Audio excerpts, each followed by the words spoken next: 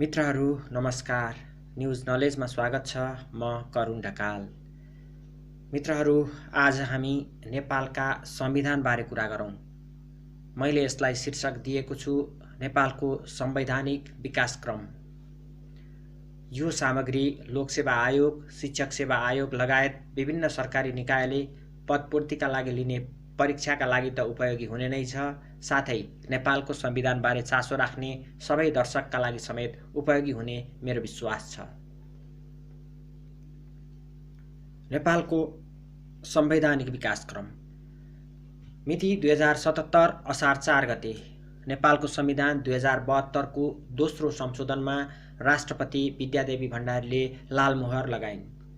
यो संविधान सभाबाट निर्माण भई 2072 असोज 3 गते तत्कालीन राष्ट्रपति रामवरण यादवले घोषणा गरेसँगै जारी भएको हो। त्यसयता 2072 फागुन 16 गते संविधानमा पहिलो संशोधन भएको थियो। संविधान देशको मूल कानुन हो। अन्य कुनै पनि ऐन, नियम, कानुन संविधानसँग बाजिएको हदसम्म अमान्य हुन्छन्। संविधान सभाले देशलाई नयाँ संविधान दिएसँगै नेपालको संवैधानिक इतिहासमा अहिलेसम्म 7वटा संविधान निर्माण भएका छन्। न्युज नलेजको यो श्रृङ्खलामा नेपालमा हालसम्म जारी भएका सबै संविधानको संक्षिप्त जानकारी सहित तिनको विशेषता बारेको सामग्री समेटिएको छ। नेपाल सरकारको वैधानिक कानुन 2004 यो कार्यान्वयन हुन नसकेको संविधानका रूपमा पनि चिनिन्छ। नेपालमा संविधानका रूपमा पहिलो पटक नेपाल सरकारको वैधानिक कानुन 2004 आयो, तर यो संविधान कार्यान्वयनमा भने आउन सकेन। यो पहिलो संविधानलाई राणा शासक पद्मशमशेरले जारी गरेका थिए। 6 भाग, 68 धारा र 1 अनुसूची समावेश भएको उक्त संविधानमा मौलिक हक, मौलिक कर्तव्य, श्री 3 र श्री 5 का उत्तराधिकारीको रोलक्रम, व्यवस्थापिकाको रूपमा तल्लो राष्ट्रिय सभा, माथिल्लो भारदारी सभाको व्यवस्था, न्यायपालिकाको रूपमा प्रधान न्यायालय, 2वटा संवैधानिक अङ्ग, प्रधान जाँचुकी र दरखास्त परिषदको व्यवस्था गरिएको थियो। विशेषताहरू: प्रथम, लिखित संविधान। दोस्रो विशेषता 6 भाग, 68 धारा, 1 अनुसूची। तेस्रो विशेषता 2 सदनात्मक व्यवस्था, जसमा राष्ट्रिय सभा र भारदारी सभा थिए। सार्वभौम सत्ता श्री 5 मा निहित। त्यस्तै गरी अर्को विशेषता लोकसेवा आयोगको पूर्व रूपका रूपमा दरखास्त परिषदको व्यवस्था। अर्को विशेषता रहेको थियो न्यायपालिकाको व्यवस्था। दोस्रो नम्बरमा आउँछ नेपालको अन्तरिम शासन विधान 2007। नेपालको अन्तरिम शासन विधान 2007 नेपालको पहिलो ऐतिहासिक संविधान हो। राणा शासनको अन्त्यपछि यो संविधान जारी गरिएको थियो। पब्लिक सर्भिस कमिसनका कायम मुकायम अध्यक्ष भगवती प्रसाद सिंह अध्यक्ष तथा होरा प्रसाद जोशी सदस्य सचिव भएको मस्यौदा आयोगको प्रतिवेदन 2007 चैत 17 गते मन्त्रीमण्डलले पास गरी राजा त्रिभुवन समक्ष बुझाएको थियो। 2007 चैत 29 गते अन्तरिम शासन विधान 2007 राजा त्रिभुवनबाट घोषणा भई नेपालमा सर्वप्रथम व्यावहारिक एवं वैधानिक रूपमा संवैधानिक व्यवस्थाको सुरुवात भएको थियो।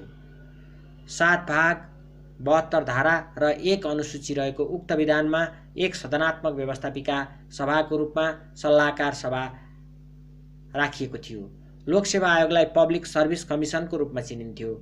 अवशिष्ट अधिकार, संविधान संशोधन अधिकार तथा सङ्कटकालीन अधिकार राजामा निहित थियो। विशेषताहरू: पहिलो विशेषता 7 भाग, 72 धारा र 1 अनुसूची। दोस्रो विशेषता सार्वभौम सत्ता राजामा निहित। तेस्रो विशेषता प्रधान न्यायालयको व्यवस्था। चौथो विशेषता राज्यका नीति निर्देशक सिद्धान्तको उल्लेख। पाँचौं विशेषता लोकसेवा आयोगको व्यवस्था, जसलाई पब्लिक सर्भिस कमिसन नाम दिइएको थियो। छैटौं विशेषता महालेखा परीक्षक र निर्वाचन आयोगको व्यवस्था। सातौं विशेषता मौलिक हकहरू समावेश गरिएको।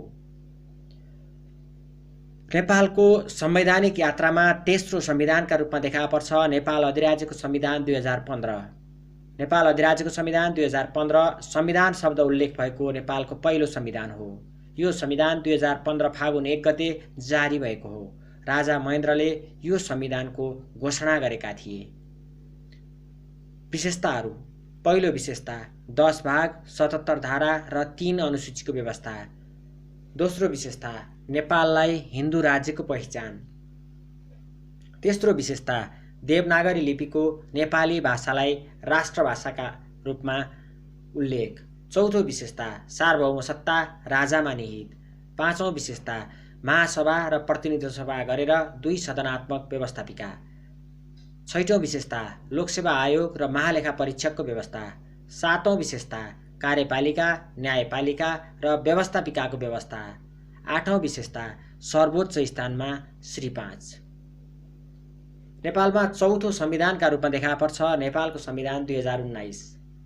तत्कालीन प्रधानमन्त्री विश्वेश्वर प्रसाद कोइरालाको नेतृत्वमा बहुमत प्राप्त गरी विजयी भएको नेपाली काङ्ग्रेसको सरकारले देशको परिस्थिति अनुरूप शासन व्यवस्था सञ्चालन गर्न नसकेको भनी निर्दलीय व्यवस्था लागू गरेपछि राजा महेन्द्रले 2019 पुस 1 गते नेपालको संविधान 2019 जारी गरे।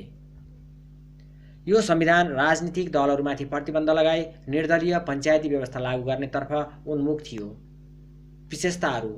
पहिलो विशेषता 20 भाग 97 धारा र 6 अनुसूची।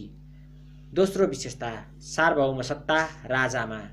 तेस्रो विशेषता निर्दलीय पञ्चायती व्यवस्थाको सूत्रपात। चौथो विशेषता अख्तियार दुरुपयोग निवारण आयोगको व्यवस्था। पाँचौं विशेषता एक सदनात्मक व्यवस्थापिका। छैटौं विशेषता जन्मसिद्ध र अङ्गीकृत नागरिकताको प्रबन्ध। यसपछि आउँछ नेपाल अधिराज्यको संविधान 2047।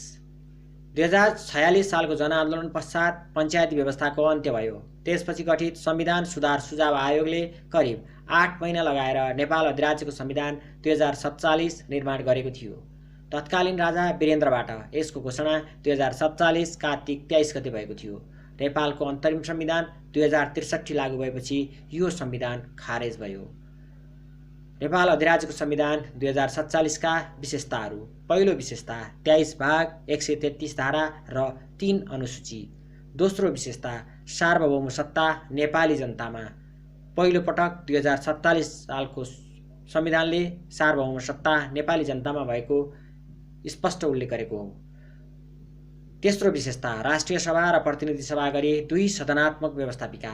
चौथो विशेषता मृत्युदण्डको सजाय हुने गरी कानुन बनाउन नपाइने व्यवस्था। पाँचौं विशेषता कार्यकारिणी अधिकार श्री 5 र मन्त्री परिषदमा। छैटौं विशेषता स्वतन्त्र न्यायपालिका संवैधानिक परिषदको व्यवस्था। सातौं विशेषता बहुदलीय संवैधानिक राजतन्त्रात्मक शासन व्यवस्था। यसपछि आउँछ नेपालको अन्तरिम संविधान 2063। यो नेपालको 6औं संविधान हो। माओवादीको 10 वर्षे सशस्त्र युद्ध र 2062-63 मा भएको जनआन्दोलनको फलस्वरूप 240 वर्षदेखिको राजतन्त्रको अन्त्य भयो। यसैगरी 2051 सालदेखि सुरु भएको सशस्त्र युद्ध शान्ति प्रक्रिया मार्फत निष्कर्षमा पुर्याउने ढोका खुल्यो। दोस्रो जनआन्दोलनमा सहभागी तत्कालीन 7 राजनीतिक दल र नेपाल कम्युनिस्ट पार्टी माओवादीको संयुक्त प्रयासबाट निर्मित प्रतिनिधि सभाबाट सर्वसम्मत स्वीकृत भई विक्रम सम्वत 2063 माघ 1 गते नेपालको अन्तरिम संविधान 2063 लागू भयो। नेपालको अन्तरिम संविधान 2063 का विशेषताहरू। पहिलो विशेषता 25 भाग 167 धारा र 4 अनुसूची। दोस्रो विशेषता नेपाल संघीय लोकतान्त्रिक गणतन्त्रात्मक राज्य। तेस्रो विशेषता धर्मनिरपेक्षताको व्यवस्था। चौथो विशेषता नेपालमा बोलिने सबै मातृभाषा राष्ट्रभाषा, सरकारी कामकाजको भाषा देवनागरी लिपिको नेपाली भाषा। पाँचौं विशेषता एक सदनात्मक व्यवस्थापिका जसमा 601 जना सदस्य रहने व्यवस्था थियो। छैटौं विशेषता सार्वभौम सत्ता नेपाली जनतामा। सातौं विशेषता राष्ट्रपतिको व्यवस्था।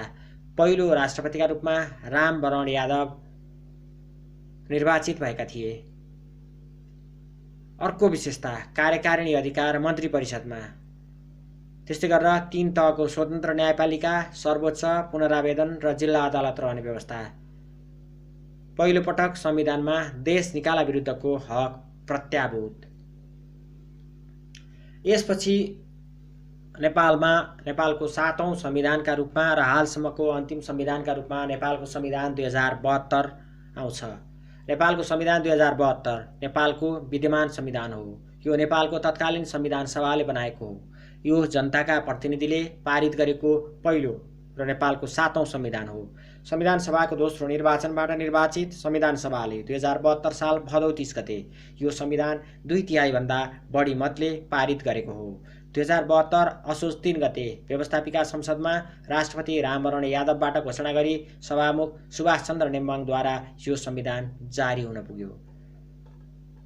नेपालको संविधान 2072 का विशेषताहरू: 35 भाग, 308 धारा र 9 अनुसूचीको व्यवस्था, सार्वभौम सत्ता नेपाली जनतामा, 7 प्रदेश सहितको संघीयता, 2 सदनात्मक व्यवस्थापिका, प्रतिनिधि सभा 275 सदस्य हुने जसमध्ये 165 सदस्य प्रत्यक्ष निर्वाचित र 110 जना समानुपातिक विधिबाट निर्वाचित हुने व्यवस्था, सबै सदस्यहरूको पदावधि 5 वर्ष रहने व्यवस्था, राष्ट्रिय सभा जम्मा 59 जना सदस्यहरू रहने गरी राष्ट्रिय सभाको व्यवस्था, तीमध्ये कम्तीमा 3 महिला, 1 दलित, 1 अपाङ्ग वा अल्पसंख्यक सहित 8 जना गरी जम्मा 56 जना निर्वाचित, 3 जना नेपाल सरकारको सिफारिसमा राष्ट्रपतिबाट मनोनित हुने व्यवस्था, 3 तहको न्यायपालिका जस अन्तर्गत सर्वोच्च अदालत, उच्च अदालत र जिल्ला अदालत रहने, संवैधानिक इजलासको व्यवस्था, कार्यकारिणी अधिकार मन्त्री परिषदमा, संवैधानिक राष्ट्रपतिको व्यवस्था, 13 संवैधानिक आयोगहरूको व्यवस्था। मित्रहरू, कस्तो लाग्यो यो सामग्री? कृपया कमेन्ट गर्नुहोला। मन परेको भए लाइक अनि एक सेयरका लागि पनि अनुरोध। यो अनुरोध सँगसँगै यो श्रृङ्खलाबाट बिदा माग्छु। अर्को श्रृङ्खलामा तपाईँ हाम्रो भेट हुने नै छ। त्यतिन्जेलसम्मका लागि बिदा दिनुहोस्। नमस्कार। तपाईँहरूको समय शुभ रहोस्।